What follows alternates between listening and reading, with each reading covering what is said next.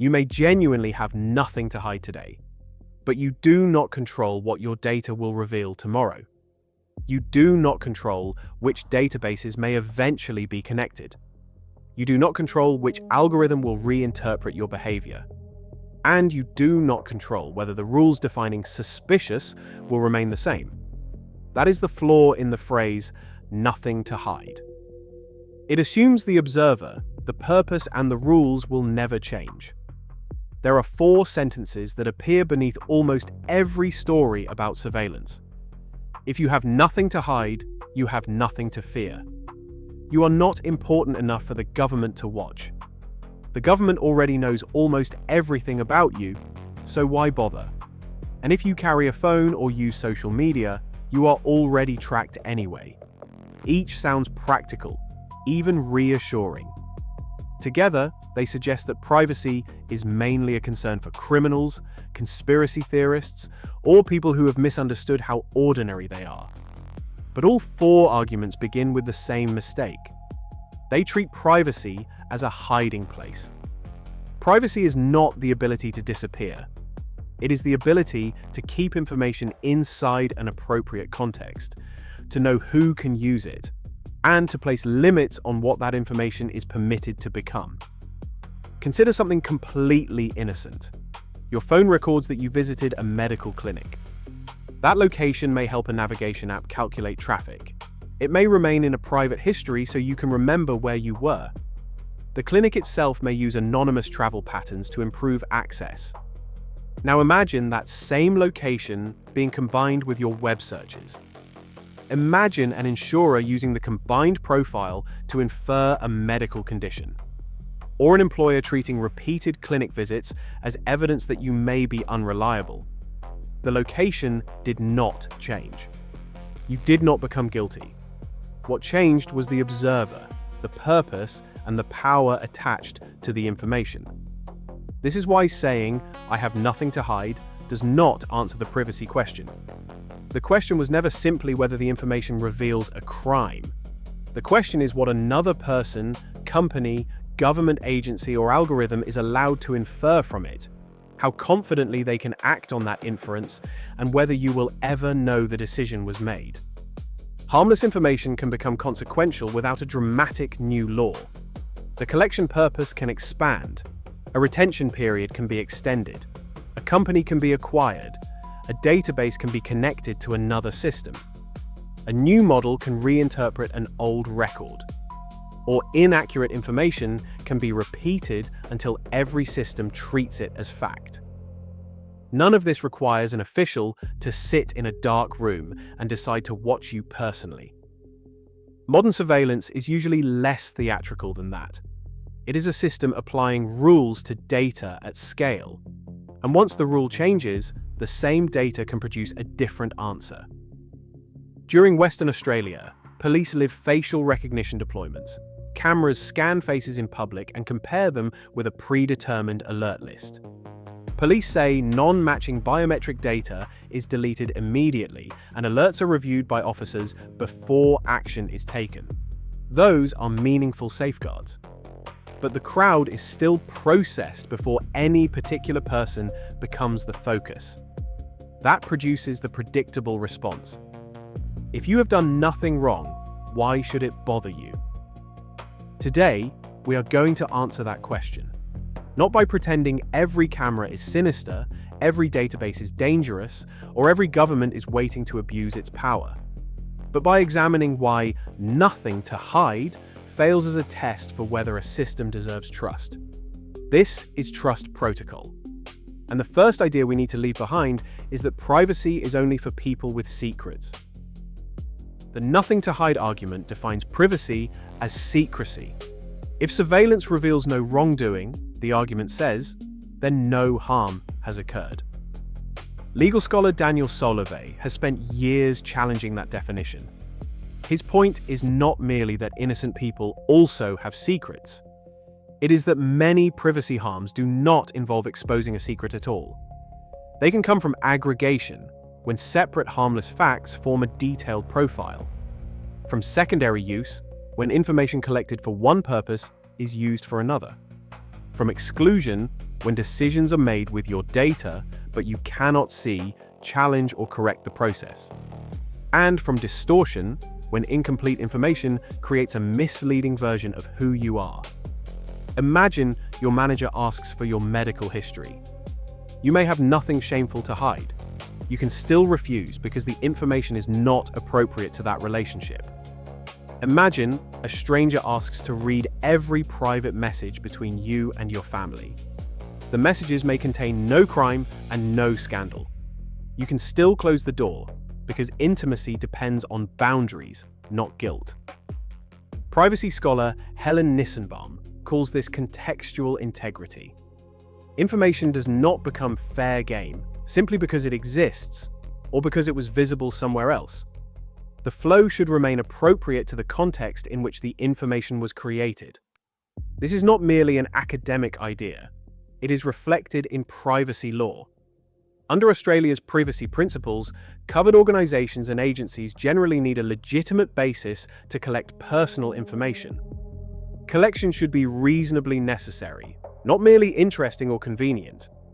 Information is generally meant to be used for the purpose for which it was collected, unless consent, reasonable expectation, law, enforcement needs, or another recognised exception permits a secondary use. Entities also have obligations to protect information and, in certain circumstances, destroy or de-identify it when it is no longer needed. The rules contain qualifications and exceptions. They do not create absolute control for every person in every situation, but their structure reveals something important. Privacy is not treated as a demand to make all information invisible. It is treated as a system of limits. Collect what is necessary. Explain the purpose. Restrict incompatible uses. Protect what is retained. Remove what is no longer needed. If nothing to hide were a sufficient safeguard, none of those principles would be necessary. A company could collect everything, keep it forever, combine it with anything, and defend the practice by saying innocent customers should not worry. We know intuitively why that is unacceptable. Because data can influence opportunity without proving wrongdoing. It can affect whether someone is offered a job, selected for additional screening, shown a different price, investigated for fraud, granted insurance, or treated as credible. In these moments, the harm is not that a secret was revealed. The harm is that information crossed a boundary and acquired power. And the more information is aggregated, the harder it becomes to understand what the system thinks it knows. A single purchase says little. A year of purchases may suggest religion, health, income, habits, and relationships. A single location is ordinary. A movement history can reveal where someone sleeps, worships, works, protests, receives treatment, and who they regularly meet. No one fact needs to be incriminating. The profile can still become intimate. And an intimate profile does not need to be accurate to affect you. It only needs to be trusted by the person or system making the decision. That is the first answer to nothing to hide. Privacy is not a request to conceal guilt. It is a demand that information remain connected to a legitimate purpose, with boundaries around who may use it and what decisions it may support. The second argument sounds even more comforting. You are not important enough for anyone to watch. For most of history, that was a meaningful practical limitation. Surveillance was expensive. Following one person required officers, vehicles, time, and attention. Reading thousands of documents required thousands of human decisions. Most people were protected, at least partly, by the fact that no institution could examine everyone. Automation changes that calculation. A modern system does not need to care who you are before it processes you. It can compare every face passing a camera, screen every financial transaction against a set of rules, rank every insurance claim for possible fraud, score every employee according to activity, or match records across agencies looking for an inconsistency. The system is not interested in you as a person. It is interested in whether your data fits a pattern. You do not need to be famous, politically active, or under investigation. You only need to resemble someone on an alert list. Travel through a location associated with risk. Send an unusual payment. Share a name with someone else. Behave differently from the model's prediction. Or have an incorrect record attached to your identity. Australia has already seen what can happen when scale, data, and administrative power combine. The robo-debt scheme used income information and an averaging method to raise welfare debts. The Royal Commission recommended stronger rules for automated decision-making, including clear explanations, accessible review, disclosure of business rules and algorithms, and independent technical scrutiny. Robo-debt was not a secret surveillance program. That is precisely why it belongs in this discussion. It demonstrates that serious harm does not require a system designed by villains. It can emerge when an institution uses data at scale, relies on a flawed method, places the burden on individuals, and makes correction difficult. The person affected does not need to be important. The process makes them important the moment their record triggers a result. This is the hidden reversal inside modern data systems. In the old model, an institution became suspicious of a person and then collected information. In the new model, it can collect or access information across a population and use that data to decide who deserves suspicion. Suspicion no longer needs to come before surveillance. Surveillance can manufacture the suspicion. That line is uncomfortable. But it does not mean every alert is illegitimate. Fraud detection prevents losses. Transaction monitoring can identify criminal activity. Facial recognition may locate a missing person. Data matching can make public services faster and more accurate. The responsible argument is not that automation must stop. It is that automated attention still needs limits, because scale magnifies both benefits and errors. A model can be accurate in most cases and still harm thousands of people when applied to millions. A human reviewer may reduce error while also being influenced by the alert placed in front of them.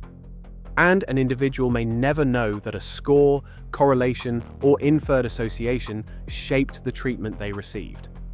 So when someone says, "The government does not care about you," the answer may be, that is not the protection it once was. The system does not need personal curiosity. It needs data, a rule, and the authority to act on the result. You are not being processed because you are important. You are being processed because technology has made importance unnecessary. The third argument sounds less like reassurance and more like inevitability. The government already knows a lot about you. So why bother protecting anything else? Government agencies may hold tax records, licenses, benefit claims, travel records, and details of public services you use. But the government is not one all-knowing observer. Agencies hold different records for different purposes, under different authorities and access controls. Information known to the tax office is not automatically available to every police officer or government employee. Those boundaries matter.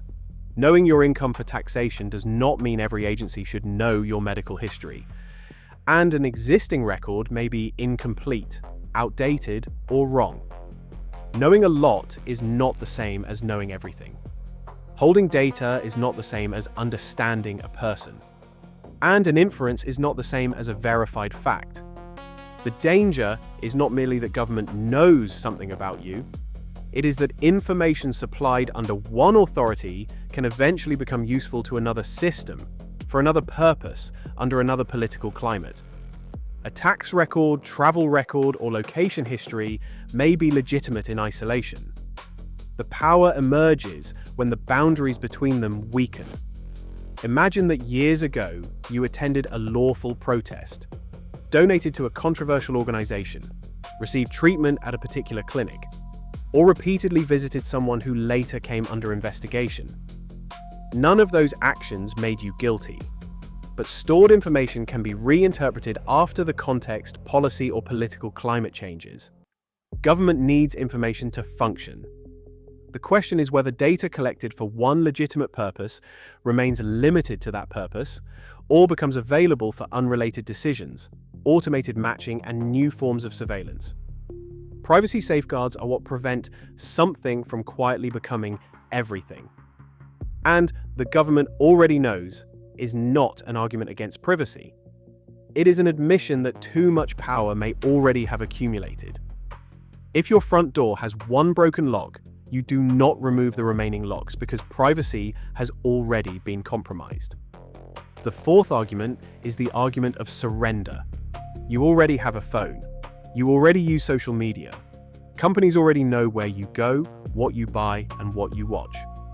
So, why object to one more camera, one more database, one more identity check, or one more monitoring system? Because privacy is not binary.